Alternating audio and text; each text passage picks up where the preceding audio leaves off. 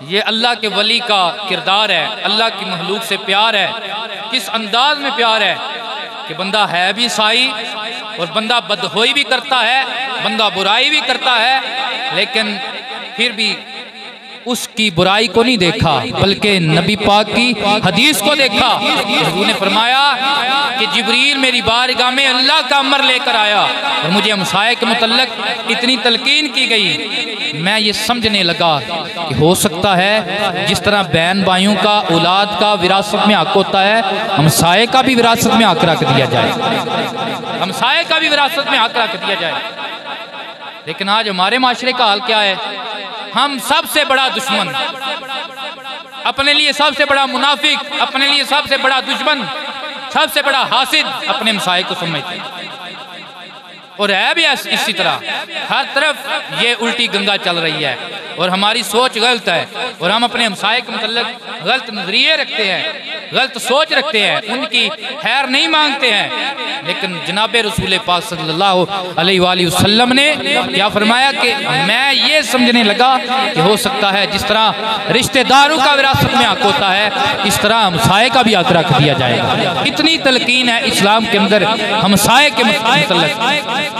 उसकी नमाज रोजा इबादत कबूल नहीं, जो खुद तो खा के सो गया लेकिन उसका हमसाया भूखा रहा,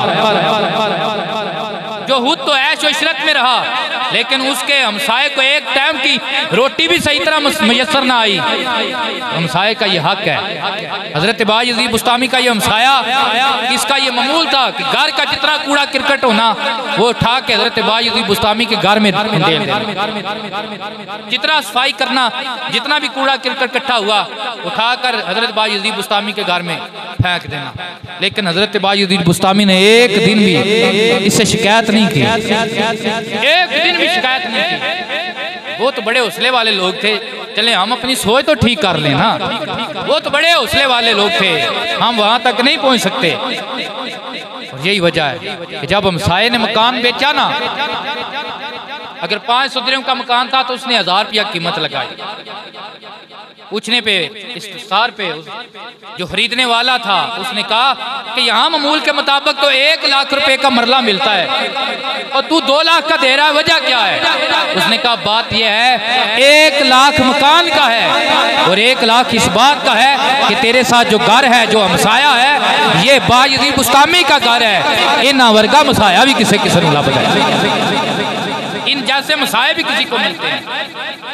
वो घर बड़ा खूबसूरत है जिस घर को अच्छा मसाया मिल जाता है। ये हुजूर की तलकीन भी है कि जब घर बनाओ तो अपना मसाया देखो, वो पहले देख लिया करो कि तुम्हारा मसाया कैसा है, वो दीन में तुम्हारे साथ कैसा है, वो दुनिया में तुम्हारे साथ कैसा है, वो हिलाक में कैसा है। सबसे पहले दीन देख लिया करो। ये